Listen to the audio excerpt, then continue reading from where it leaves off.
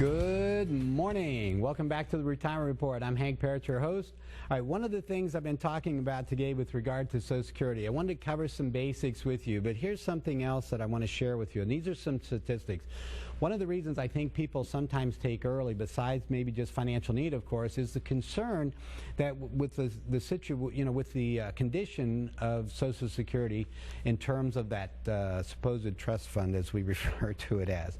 So I've got an article from Forbes magazine that I wanted to share with you, and this is from Professor Lawrence Kotlikoff, and he has written a book, in fact, on how to get the most from your Social Security benefits and a number of different strategies. But he's also one of the foremost experts in the country when it comes to Social Security. And this is in the headline of this article, right, is Social Security just ran a $6 trillion deficit and no one noticed. Now, I mentioned this last week, and I want to go into a little more detail with it. So basically what it's talking about is that in 2014, the Social Security Administration showed a deficit, meaning what they would, the fiscal gap, if you would, of what they needed to cover the benefits of $26 trillion. Okay? It went up from $26 trillion in 2014 to $32 trillion in 2015. Well, what does that really mean? Okay? What it means is we're looking now at the ability to meet the financial responsibilities of paying the benefits to the recipient, to Social Security, to those of us who are going to receive Social Security. So in other words, just think of it this way. Social Security owes us this money, right? We paid in, and we've got this promise, this contract, if you will, that when at certain ages we're going to get a certain amount of money. Well, the question is, have they put aside enough money to, in fact, accomplish that goal? And the answer is $32 trillion to the red, all right, that they're short of being able to meet that obligation. So one of the things that goes with this is that to accomplish this goal, this is where they're talking about, well, how can we fix this then? What it means is that there's fewer dollars being paid in relative to dollars coming out. Okay? So the payroll taxes go in, and let's share some additional things. All right? U.S. population, 324 billion people. U.S. income taxpayers, only 119 billion, a little more, or almost a third, basically, or a little more than a third. 119 billion paying income tax. The U.S. workforce, in 2000, it was 155 billion people. Today, 151 billion. That's quite a change when you think of it, okay? The next part. The official unemployed is 7,694,811. Now that's the official number for unemployment. The real number, however, actual unemployed, is 15,310,000. So imagine in with our workforce, those not in the workforce today, 94 million people. Not in the labor force in 2000, only 79 million. $15 million, right? Or 15 million people difference there from 2000 to today. We have 50 million people that are now retirees, and when we think of Social Security and Medicare, we think, okay, it's about retirees. Well, unfortunately, it's not just about retirees. There's survivor benefits, there's all kinds, there's spousal benefits, there's widow benefits. When you get into that, when you look at the total amount that's coming, there's 162 million total people receiving benefits, 3 times the amount of retirees alone. Okay? Now here's the other part, the median income. All right, so these statistics, if your eyes are not rolling back in your head right now, what I'm getting at is that we have, again, just what I was saying, fewer people paying in, fewer people in the workforce, fewer people in terms of paying payroll taxes, and those payroll taxes are what fund the Social Security Administration, which allows them to pay those Social Security benefits each month. So if we've got fewer paying in and more people taking out, we see that's not sustainable. We have to increase jobs is one big part of this. If we're going to fix many of the problems in our country, it starts with getting more people working, all right, more people paying into the system than are taking out of the system. Now here's the other part. Median income since 2000 is only up 7% in the last 16 years. It's only up 7%. The median new home, okay, to buy a house, right, that's up 80%. Okay, what is that going to look like? So this it goes to the conversation about inflation. Okay, when we're looking at the CPI, Consumer Price Index, or CPIU, the Consumer Price Index Urban, when we look at these numbers, and they say inflation is only like, I don't know, 1.6, 1.7, whatever it is right now, 1.5%. The reality is that that's not taking into consideration some things, isn't it?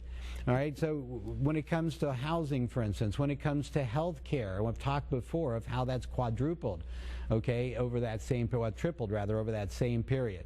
That's a tremendous increase, 300% increase since 2000.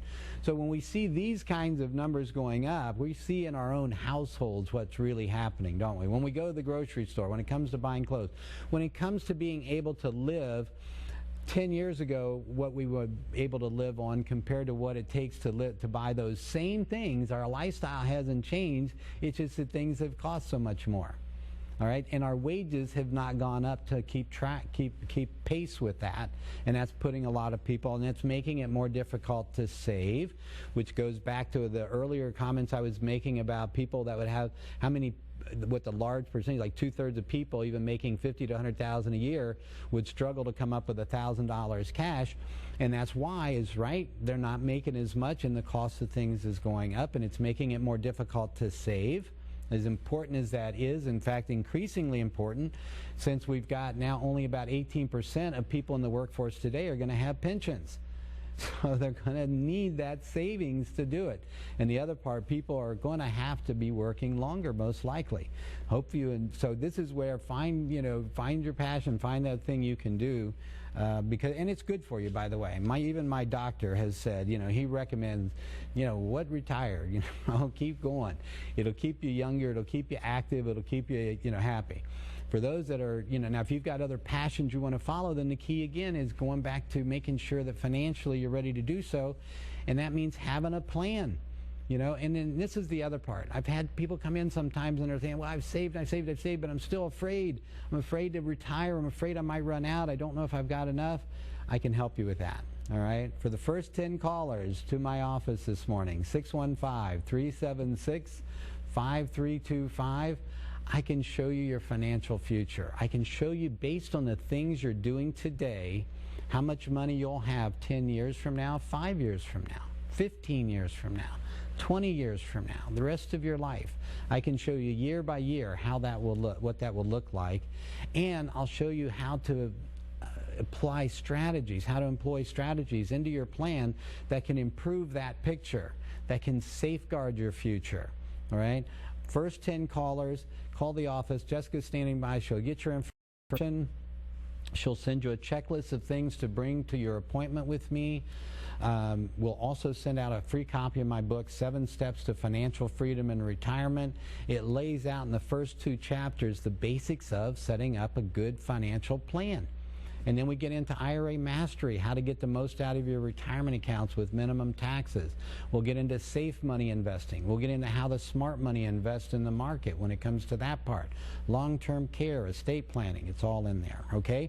All right, one of the things when it comes to planning, and the reason I share these kind of numbers is not that I want to scare you about these things. These are all fixable things. These are all, what those are going to look like, though, is this. And here's what I want you to get from this most importantly. And it has to do with overall planning. So when we see these kind of numbers and we see where the direction and where things are going, we recognize the importance of planning for inflation. Okay, we cannot ignore inflation. It's the silent killer of your finances. Okay, your money sitting if all your money's sitting in a bank and you're earning 1% or less, as an example, all right, when you could very safely be making 3, 4, 5%, all right, which makes such a tremendous difference without having to add risk to your savings, then this is something you need to know about. And I show you the difference. Here's what happens again if you continue doing what you're doing. Here's with this one little shift, okay, without adding any risk, how we can maybe increase that for you. And there are a lot of really easy ways to do that. Now, the other thing when it comes to sharing this information about the numbers with you, and I got another one. I showed this before some time ago, and this has to do with the debt. And this was on Time magazine. This was my copy, okay? And it says basically $42,900 you owe, okay? So there it is, Mr. Parrott, you owe $42,998,012. That's what every American man, woman, and child would need to pay to erase the $13.9 trillion U.S. debt. Okay, there's your bill, just letting you know, right? Well, it gets worse than that. If you think about the actual deficits that are being run up, remember what I was saying about Social Security? Now you're talking about in the hundreds of thousands of dollars that we're taking on in future obligations that need to be paid per taxpayer. So what does all that mean? Well, what it means is that taxes are probably going to go up, right? In fact, if you look at both platforms for the presidential race today, they've eliminated, both of them are starting the tax rates at the tax bracket rather at 15%. That would eliminate, now I am in hopes right here that in the whole process of whoever gets elected and whatever process starts and what Congress is going to of course get involved with is that they maintain that 10% bracket, because that is of course even more help for lower income people or middle class, all right? Because that means that for a single person, that first, now keep in mind how the tax thing works, and this is another part. To really be able to employ tax strategies, to really understand how to minimize your taxes, you need to know a little more about how the tax system works. So when it comes to planning, an important part of what I do is walk clients through this process so that when we're making decisions about whether we're going to be selling some mutual funds or some stocks or some real estate, and we're going to have this capital gain, okay, potentially in that we want to know what the tax consequences of that are going to be. Well, if you don't understand how the tax system works, you could make a decision. You say, well, I'm going to do this, and you're thinking strictly about the money, or you're thinking strictly about, this is an asset that I'm worried about losing money, so I need to get rid of it.